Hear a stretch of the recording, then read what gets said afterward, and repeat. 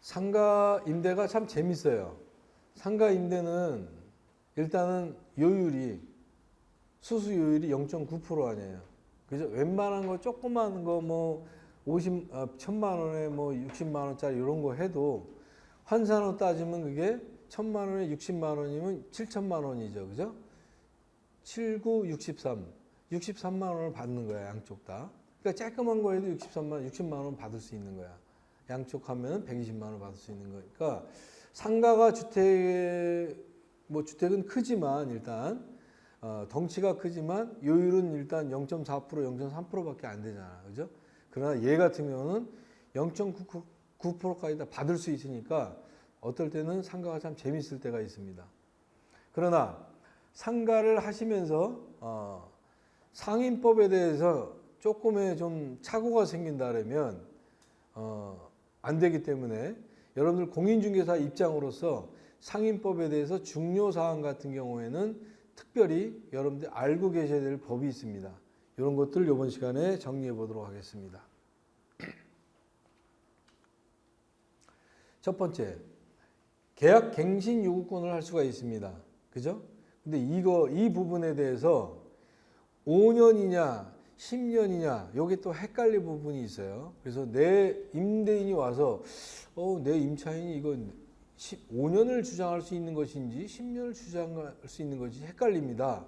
요 방법에 대해서 그러니까 5년이 지금 10년으로 바뀌었죠. 그죠?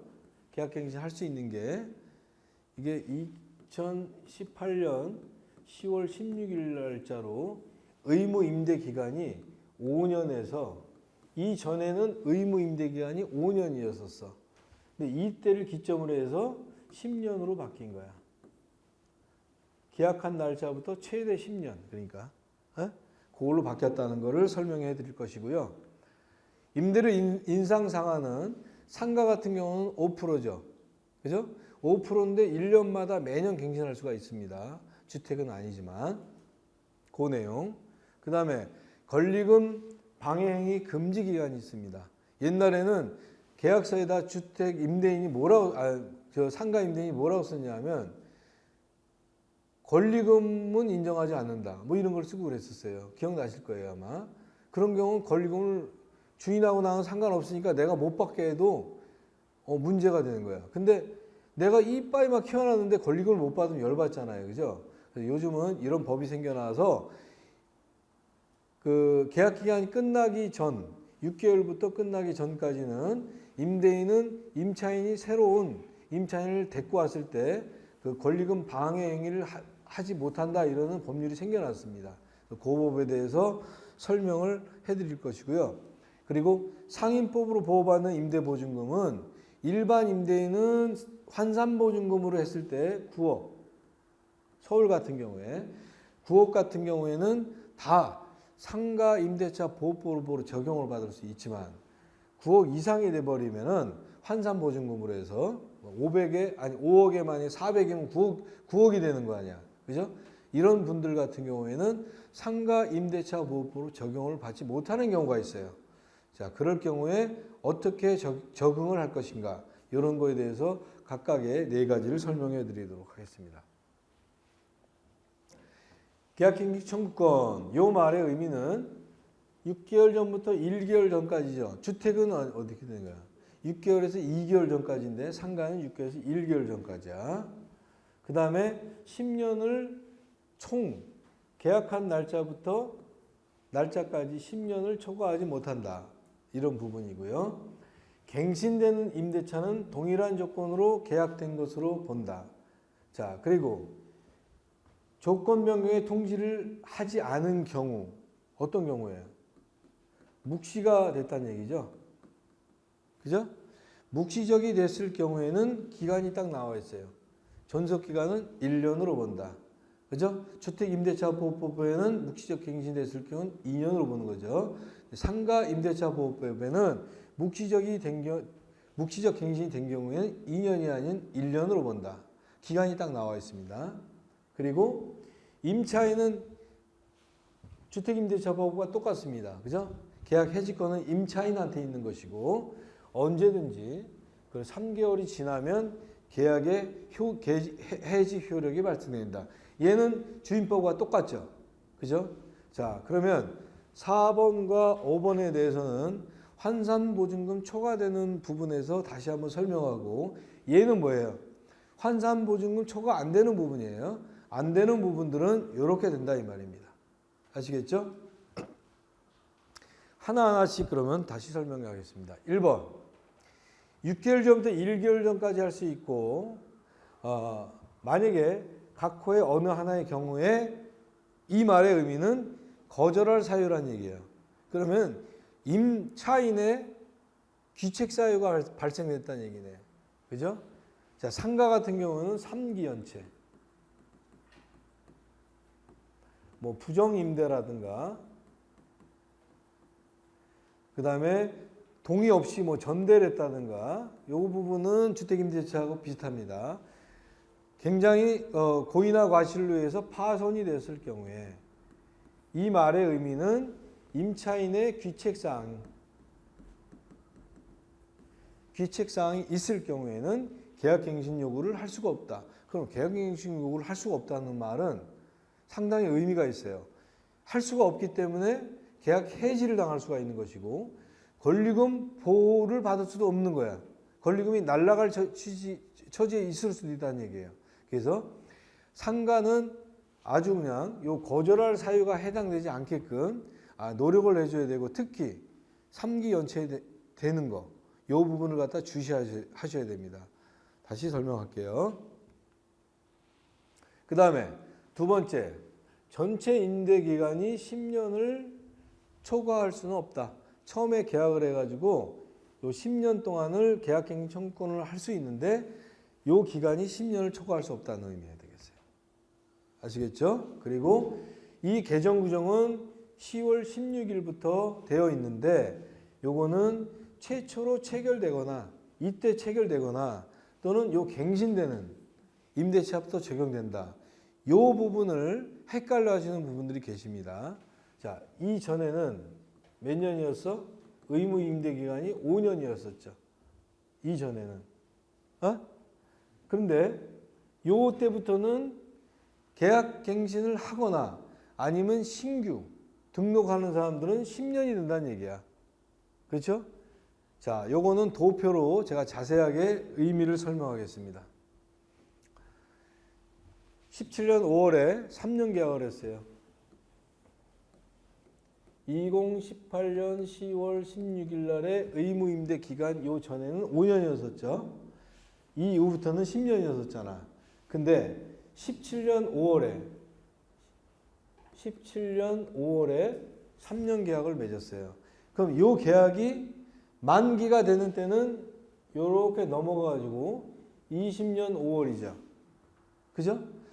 20년 5월에 갱신계약을 썼겠지. 갱신계약을 합니다.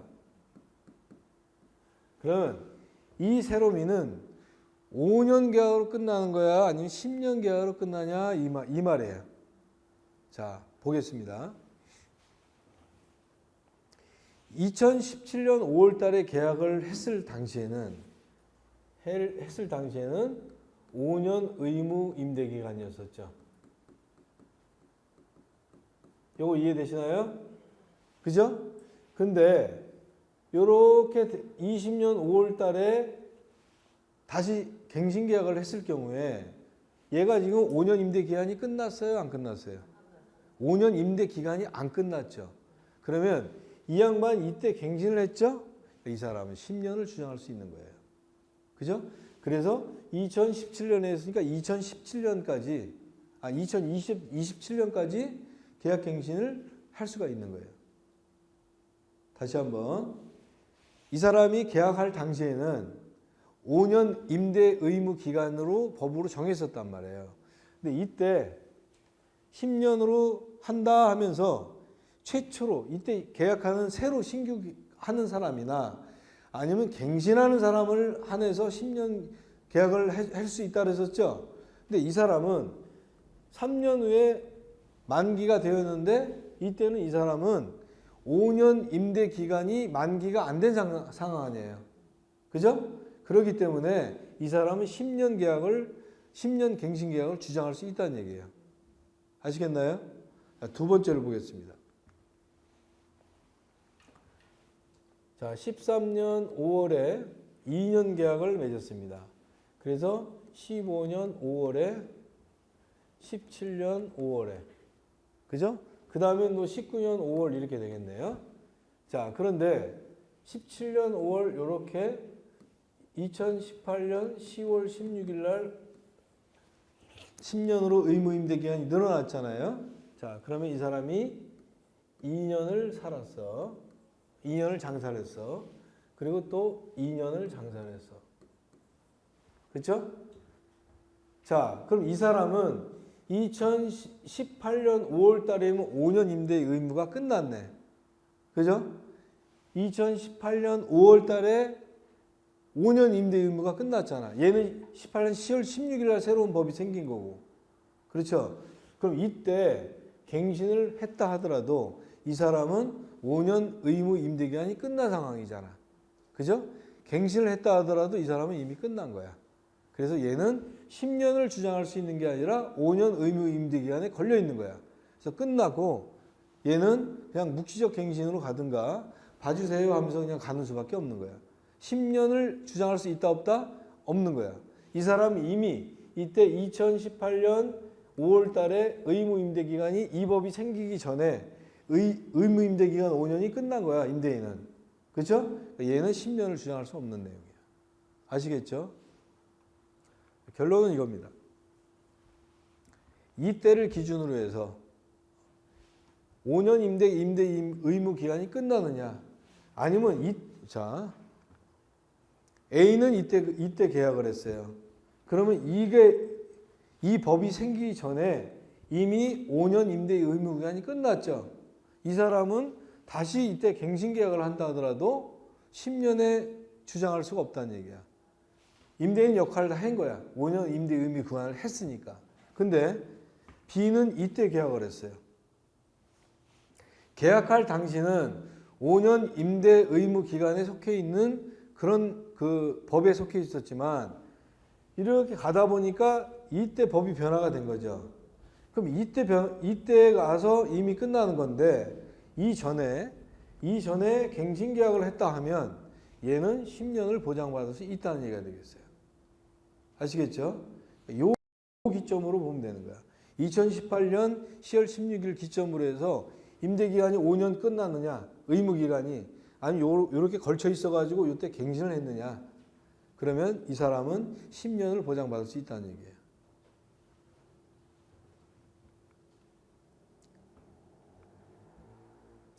자, 세 번째, 갱신되는 임대차는 전 임대차와 동일한 조건으로 하는 건 당연하죠. 주택임대차와 똑같습니다. 자, 네 번째를 보겠습니다. 아까 말씀드린 대로 조건 변경에 통지를 하지 아니한 경우, 갱신거래 통지나 조건 변경에 통지 아니한 경우, 이건 무슨 상태라는 얘기였어요? 묵시적 갱신 아니야. 그죠? 자, 이 의미가 묵시적 갱신이죠? 묵시적 갱신이야. 묵시적 갱신의 의미는 조건으로 다시 임대차한 것으로 본다 하고 존속기간은 1년으로 나와 있습니다. 기간이 명시가 되어 있죠. 존속기간은 1년으로 나와 있습니다. 그죠? 요거를 조금 이따 비교해서 다시 설명을 드릴게요. 얘는 분명히 9억 이하야. 9억 이하 같은 경우에는 묵시적 갱신이 된 경우에는 다시 임대차한 것으로 보고 존속기간은 1년으로 나와 있고 존속기간이 그 기간이 딱 명기가 돼 있어요. 그렇죠? 자, 그 경우에 임차인은 언제든지 3개월 주택 임대차 보호법과 똑같죠. 해지권은 누구한테 갖고 있는 거야? 해지권은 누구한테가 있는 거야? 임차인만. 그죠? 해지권은 임차인만 갖고 있는다고 그랬잖아. 그래서 주택 임대차 보호법에 나와 있는 것처럼 임차인만 갖고 있기 때문에 묵시적이 갱신이 됐든 계약 갱신이 됐든 중개보수는 임대인이 내야 된다. 이렇게 설명을 해드렸잖아. 그렇죠? 자, 주택 요거는 인상 상한을 한번 보겠습니다. 인상 상한 5%라 했잖아. 그러면 보통은 월세만 올립니다. 내가 임대인하고 굉장히 친해. 그러면 이것까지 올려주세요라고 얘기를 합니다. 자, 차이점이 뭐가 있나 보겠습니다.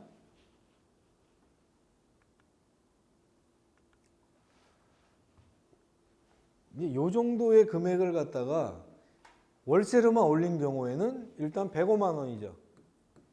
그죠? 5% 올리니까. 그럼 얘를 갖다가 보증금 얘도 5% 올리고 얘도 5% 올렸을 경우를 한번 봅시다. 야, 그러면 1,050만 원이니까 50만 원 줘. 좀 우습잖아.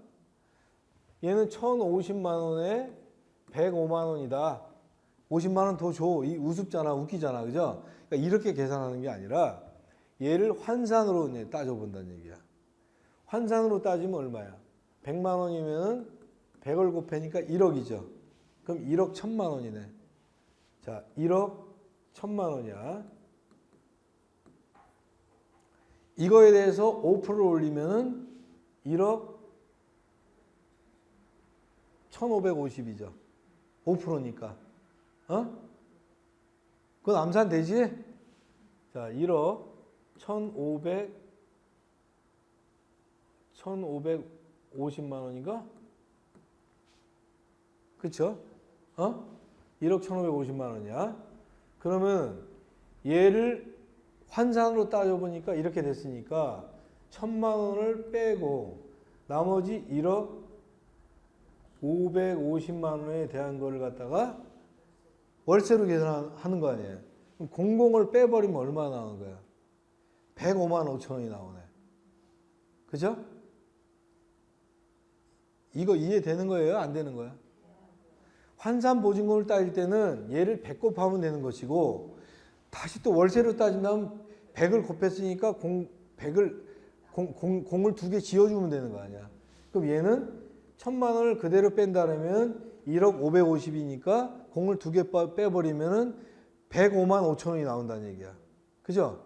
그럼 얘하고 뭔 차이가 있는 거야? 5천 원 차이밖에 안 나잖아. 105만 5천 원이 아니야. 얘는 이렇게 됐을 경우에. 그죠? 그러나 5천 원 차이밖에 안 나지만 만약에 내가 법인을 갖고 있어. 이런 가게들이 몇 군데가 돼. 또는 내 건물을 갖고 있는데 이런 상가들이 몇 군데가 돼. 이걸 합치면요. 얘는 요따만한 게 1,000만 원, 2,000만 원, 1억까지 차이가 날 수 있어. 매매 가격에서. 그래서 가능하면 순수익을 올려야 된다 그랬잖아요. 순수익을 올리면은 이게 내가 이 파는 비용이 더 많아질 수가 있는 거 아니야. 순수익이 올라가니까. 그죠? 한 개라면은 뭘 이걸 계산해. 그냥 105만 원만 내라 이러죠. 근데 몇 군데를 갖고 있다든가 법인체가 몇 군데를 갖고 있다면 이 부분들이 합치면은 매가에서는 1,000만 원, 2,000만 원, 3,000만 원 더 받을 수가 있다는 얘기예요. 자, 요걸 그러면 예시 두 번째를 이용해서 봅시다. 1억에 500만 원이야. 그러면 얘는 간단히 얘기해서 요 500만 원만 올리면은 525만 원만 5% 올리니까 525만 원만 하면 되겠죠. 그죠? 얘까지 같이 올릴 경우에는 1억에 500만 원이니까 환산으로 따지면 6억이죠. 자, 6억에 대해서 5% 올리니까 6억 3천만 원이 되네. 그죠? 그러면 1억은 그대로 그냥 빼고 5억 3천만 원에 대한 거니까 얘를 공공을 빼버리면 530만 원이 나오잖아. 그죠? 그럼 1억에 대해서 530만 원이 된 거죠. 얘는 5천 원 차이가 아니라 5만 원 차이 되네요. 자, 그럼 요런 거 같은 경우에 월 5만 원 차이라면 1년이면 60만 원이죠. 60만 원이면 수익률이 1,000만 원이야. 1,000만 원이 올라간 거야. 상가가 만약에 2억짜리다 그러면 2억 1,000만 원은 값어치가 올라간다는 얘기예요. 10억짜리면 1,000만 원이 더 올라간다는 얘기예요. 그렇죠? 그래서 이렇게 여러 가지의 상가를 갖다 구비하는 사람들은 월세와 보증금을 같이 올려주는 게 상가의 매도가에서 굉장히 차익이 있을 수가 있다. 이런 내용입니다. 5% 상한에 대해서 임대 입장에서 보면은 1년 있다가 매년 인상할 수가 있어요. 왜? 1년 인상을 안 하, 1년 매년 5% 인상을 안 하면 올라가는 물가 상승률에 할 수가 없다고 이렇게 인정을 하는 거야. 임대인은. 그래서 1년 단위로 매년 인상을 해서 그리고 또 하나는 관리비 인상을 한다는 얘기야. 그래서 임차인은 전가가 된다는 이 얘기가 되겠죠. 자, 우리 그 동네 가 보시면 여러분들이 이제 임대인으로 이제 중개사무소를 한다고 쳐. 그러면 보통 이제 할아버지 할머니들이 주인 된 분들이 많이 계셔요. 아들 아버지보다도. 누구한테 딸랑이 해야 되겠어? 할머니 할아버지? 할머니한테 해야 돼. 때만 되면 할머니한테 인사 꼬박꼬박 드리고 다만 커피도 한잔 사드리고 추석 때 명절 때 조그만 거래다가 할머니한테 사드려. 할아버지는 의미 없어. 할머니한테 해드려야 돼. 딸랑딸랑을. 그래서 남자들이 아직까지는 힘 있는 사람들이 여자가 그런 사람들은 나중에 죽어서 힘도 못 쓴 사람들이고 늙어서 젊었을 때 막 지랄 해도 있잖아요. 그 할머니한테 꼬박꼬박 자기 부인한테 잘하는 분들이 있어요. 그런 분들은 그런 할아버지든 할머니한테 대접을 받아. 그러니까 할머니한테 잘해야 돼. 여자한테 잘해가지고 다 복을 받는 거야. 어디 총각 알았지? 나중에 결혼하면 처음에는 마누라한테 막 이렇게 할 줄 몰라도 잘해야 된다. 내가 지금 그러고 있잖아. 딸랑이는 할머니한테 하시면 됩니다.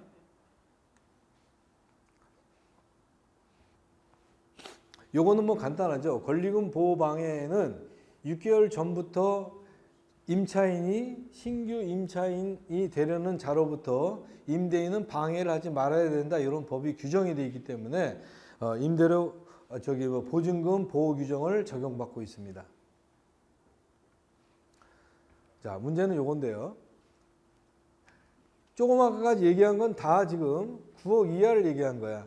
상가 임대차 보호법에서 적용을 받는 거.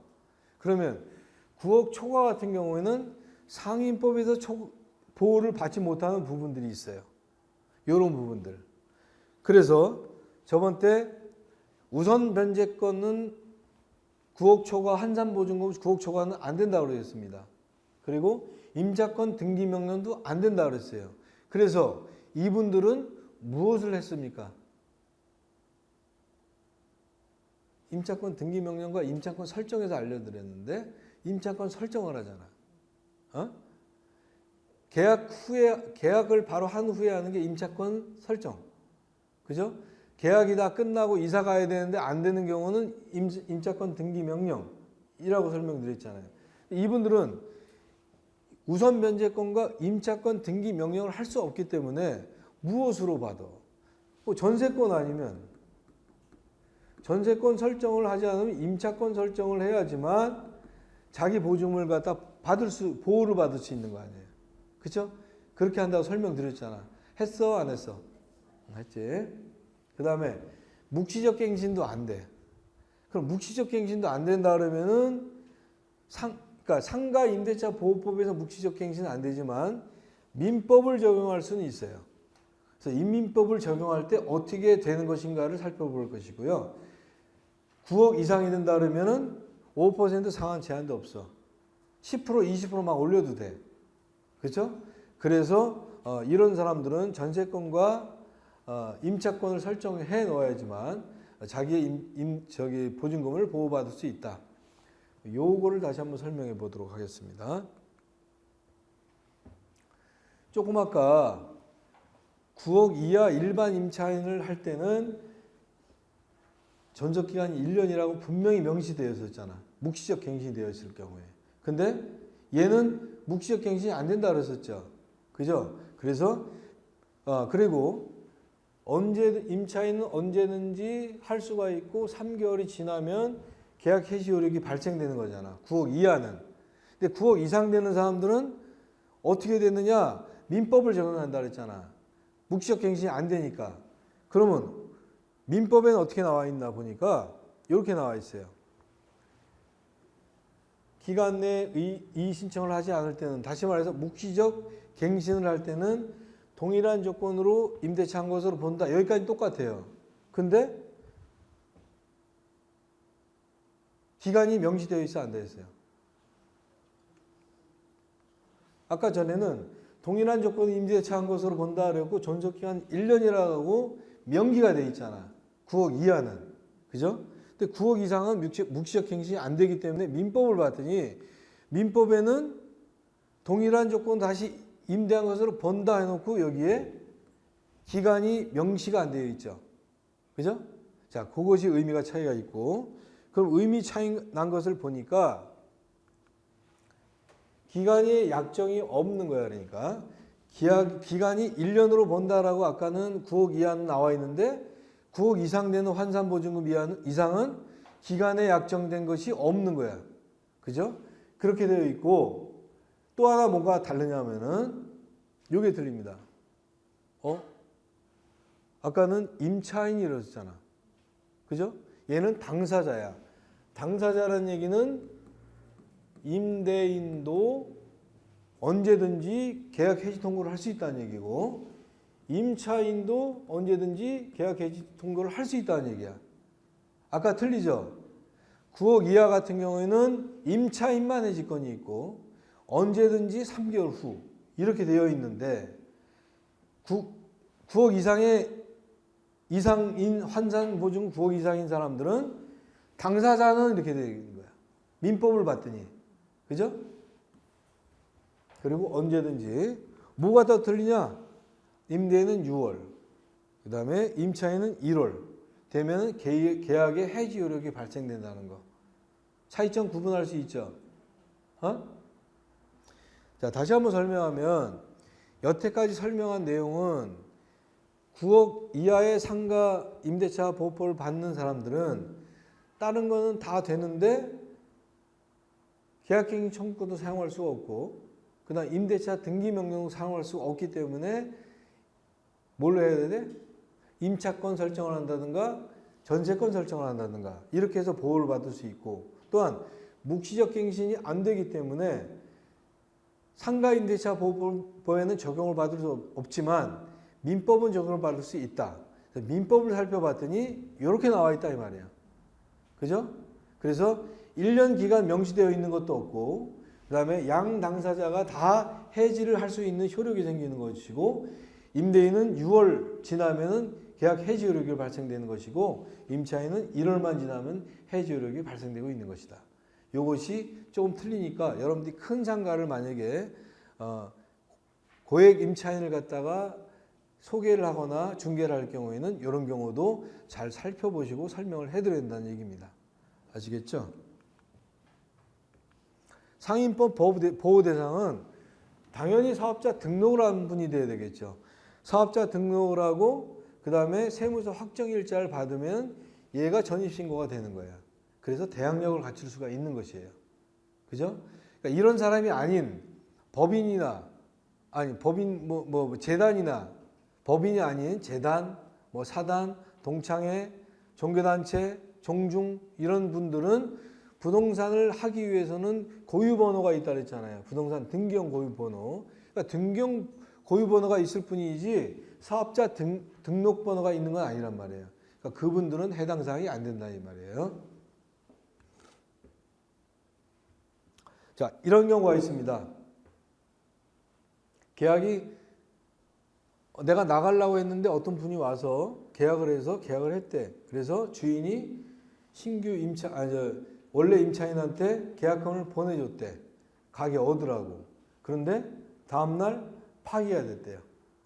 자, 그러면 이 경우 같은 경우는 임대인이 하는 주장하고 임차인이 주장하는 게 틀리겠죠. 임대인은 계약이 파기가 됐으니까 이전에 임대차 계약을 기간 동안 다 하고 나가라. 이렇게 되겠죠. 그러니까 임차인은 뭔 소리요? 나 계약금 받았고 이미 이제 나 다른 데 계약을 했다. 그리고 계약금 받았으니까 신규 임차인이 계약을 했으니까 이전 계약은 없었던 걸로 하는 것이다. 이렇게 옥신각신하는 경우가 있을 수가 있습니다. 그래서 만약에 여러분들이 이렇게 계약을 한다고 한다면 신규 임차인이 계약을 하고 계약금을 보내는 상황이라면 다음과 같은 특약을 좀 써놓습니다. 만약에 이렇게 송금을 하는데 새 임차인이 못 들어올 상황이 발생된다면 기존 계약은 존속이 됩니다. 그렇게 된 상태로 이렇게 특약 상태를 갖다가 특약을 갖다 설정을 하고 이분한테 문자를 보낼 때 이렇게 문자를 보내라는 얘기입니다. 그래야 그 임차인이 계약 파기됐다. 나는 이미 계약금 받았으니까 이거는 돈 보증금 달라 이렇게 요구할 수 있는 상황이 발생되지 않으려면은 이렇게 문자를 보낼 때 이런 내용을 갖다가 보내고 계좌번호를 받고 이 계약금을 보내라는 얘기입니다. 그러니까 이런 계약을 할 때는 공인중개사가 이렇게 중간에서 임대인에게 이렇게 그 조언을 해주시면 되겠습니다. 아시겠죠? 자, 오늘의 마지막입니다. 땀 나는 거 봐.